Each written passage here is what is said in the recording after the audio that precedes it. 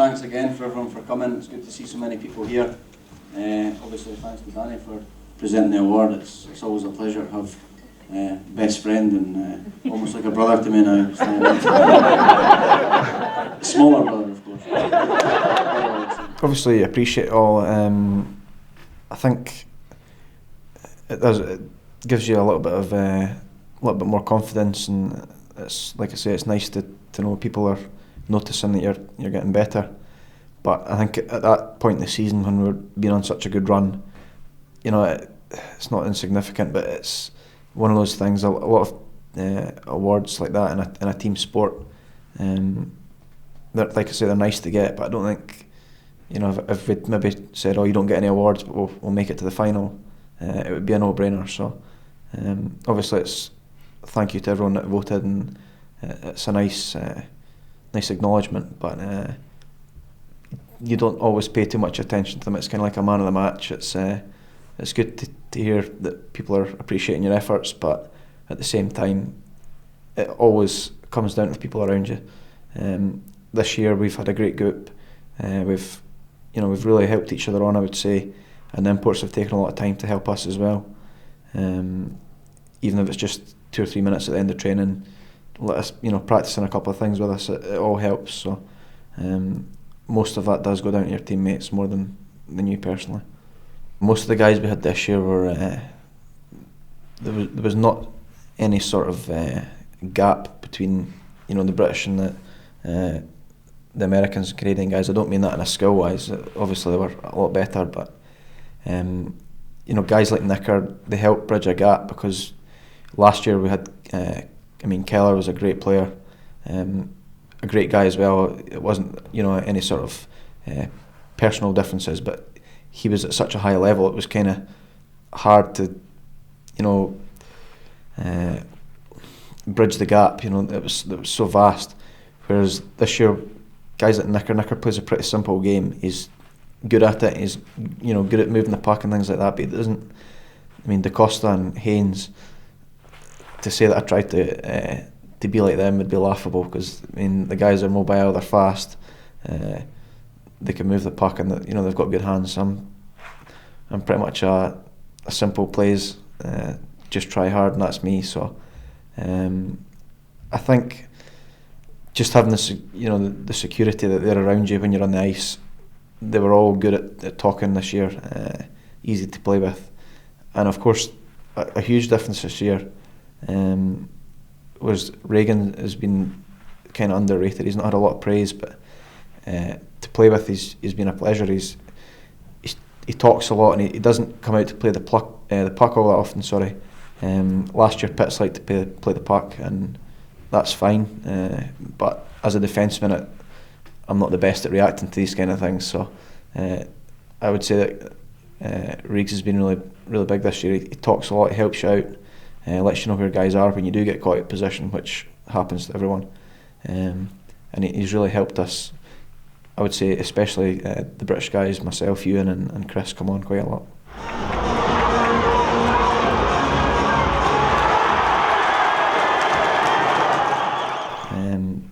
But having a guy like Nicker, there's guys in this league who, if they were you said to them, "Oh, if you cheap shot him, you're going to have some guy who's 5'10" running around chasing you," they'll just laugh. They're all big guys, and to be honest, you just bounce off them. But when you've got a guy like Nicker there who can hold guys accountable, he showed this year that there's no one going to shove him around. So I think it kind of eliminated a lot of the occasions that would be necessary. And in the occasions that is necessary, all the guys in the ice are doing it. It's not just any one person. We had unfinished business last season. We had 2 hard-fought close games against Nottingham.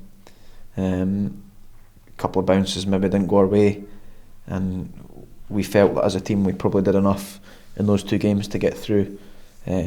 So it kind of left a bit of a bad taste in our mouth over the summer. And this year again, we didn't seem to get a good start, and for whatever reason, we weren't getting the bounces, and we just didn't seem to get any momentum. We'd win, we'd have a good game, and then the next game would come out and we just wouldn't be at the same level. But then again, towards the end of the season there, when after we'd been kind of written off, it looked like it wasn't really possible. We came together as a group, and I think there was one or two things said, but I think the guys knew themselves that we'd been putting the effort in all season. We didn't have anything to show for it, and that we might as well just go out and keep giving the effort, and things would change, and they did. And we had a couple of games where we went to overtime, and we found ways to win, whether it be getting a lucky bounce or someone making a special play which won the game, or whether it be Reeks a couple of times bailed us out in shootouts, and we just found ways to win. So going on that run, and we got close, and I think we went down to Hull, and if we'd won in Hull, that probably would have guaranteed us, or as good as guaranteed us, a place in the playoffs. And we lost that game. I think it was 7-3. We got in some penalty trouble, and we didn't keep our composure and ended up losing the game. And I think at that point a lot of the guys' heads dropped, but we came back and we regrouped at training, and we were written off again for the second time.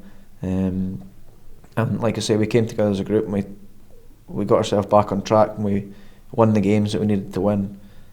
So getting there was a big thing, because it was something that we felt we should have done last year and we didn't. And again, it's shown improvement year on year. First year we didn't qualify, last year we got to the quarters, this year the semis. So it was good, and it gave us an experience of Nottingham. None of us have played there before on that stage, maybe with the exception of Stewie. So it was good to go down and experience it. It's a good weekend, it's a pretty good setup. So it was a pleasure to be part of it. It seems to be every time we play Belfast, it's a hard fought game. They're a team which, without being disrespectful to them, they don't have a Jeanand or a Lazoon or anything like that. They work hard for the whole time that they're out there, and it's relentless. They're 60 minutes and they never stop. And I think that's why they've been so successful this year. It was a tight game, it was physical, it was fast. Again, Reeks had a great game for us. I think they had 2 or 3 pretty good chances to score. And at the other end, Murphy did the exact same for them. So the 1-0 scoreline doesn't sound too exciting, but it was definitely a great game to play in. And I think that the people watching it agreed. It seemed to have all the fans in the building excited, so it was good to play in front of that crowd. It was a great game. They're the games you want to play in, where everything's on the line. The pressure's on and everyone's going 100% the whole game. Unfortunately, they got it was a good goal, a quick play, which is quite often what settles those kind of games. We tried our best to equalise, but it didn't happen, and we can't complain. The format makes it very exciting because it's not a 7-game slug where generally speaking your stronger team will prevail, because it's more like a league situation opposed to a one-off game. So we'd like to win it, we'd like to keep getting better and go further every time, but as long as we can make the playoffs, try and get down to Nottingham weekend, and then it's not a lottery, but you can only deal with the bounces you get at the time. So the aim would be, I think, just to make the playoffs, hopefully improving our position in the league. It would be nice to win the trophy that Dundee won this year. But on that note, I've no doubt that every team in the league is going to get stronger again next year. So you don't want to be disrespectful and aim for it just because you made a run at the end of the season. It's going to be another hard season with a lot of good close games, and I think that's all we can really ask for. Just give our best and see where we go.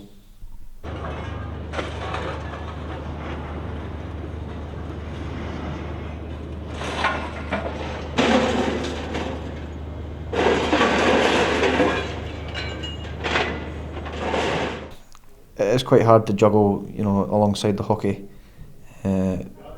Obviously, we train quite late at nights, depending on how we're going and what ice is available. It's normally 3 or 4 times a week. So the time you get off the ice and you get home and you're adrenaline stops going round. Sometimes you're not getting to sleep till 2-3 in the morning. Obviously, when you're getting up at 7 for your work, you don't feel too great. But there's a lot worse situations you can be in. We're getting to play a game that we love. It's not an opportunity that everybody gets, so it can be hard at times. But it's a sacrifice that we're all more than willing to make. We wouldn't be here if we weren't. Yeah, it would be nice to not have to work, but at the same time, it's not a situation that any of us see ourselves in the future. I don't think. Like I say, we all want to be here, so it's just one of those things that you have to deal with. It can be, it can make for long weeks. You can get pretty tired. We're lucky in that Todd and Danny are both pretty good with us that way.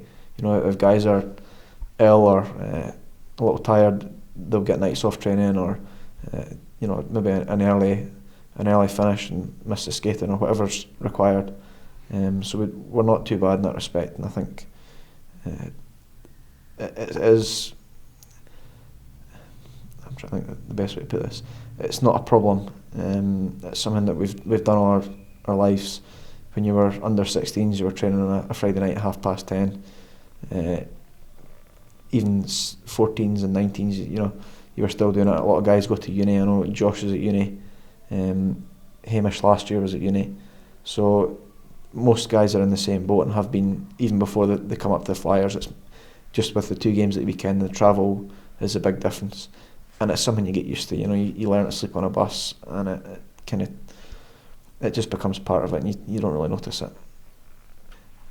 I know that certainly with my dad and all the time that he's been involved, he likes to see British players and mostly Kirkcaldy born and bred and Kirkcaldy trained players making it into team. At the end of the day, it's the Fife Flyers, and there's a lot of teams in the league who maybe don't have any local players playing for them, and I don't think that's good for the junior development setups across the country. Fife have always had a very strong junior development. Again, from as far ago as I can remember, and it's just the Flyers are the sort of the final step for the people coming through junior development, and I think he takes a lot of pleasure in seeing local guys coming up through the ranks and into the team. He's got a passion for the game. He doesn't do it for anything other than that, and there's a lot of pride in Kirkcaldy as well. It's the oldest club in Britain, and that's not through luck. There's been a few times where it's been pretty grim in Fife, and it's just been kept going. It's always been there's always been someone there to make sure that it was kept going, and that's it's also true with Kenny and Kyle. I know that their family did it quite a lot as well. Obviously, sadly it'll be sadly missed, but Pep was the exact same. He kept the club going, possibly in detriment to himself at the time, but it's just a passion. There's a lot of pride that goes with it. I'd like to play as long as I possibly could. Like I say, it's an opportunity that not everybody gets. It does get, you do get tired during the season, but like I say, it's something we want to do, and I think every hockey player that's ever played will tell you they want to play as long as they can possibly play. So I've always played at Fife. I wouldn't want to play anywhere else. It just depends on what kind of team they're putting together, and I'd love to come back and play another year, and hopefully most of the guys that were here last year can. We're a really good group, and if we can get most of these guys back, then I think we're going to be in for a good season.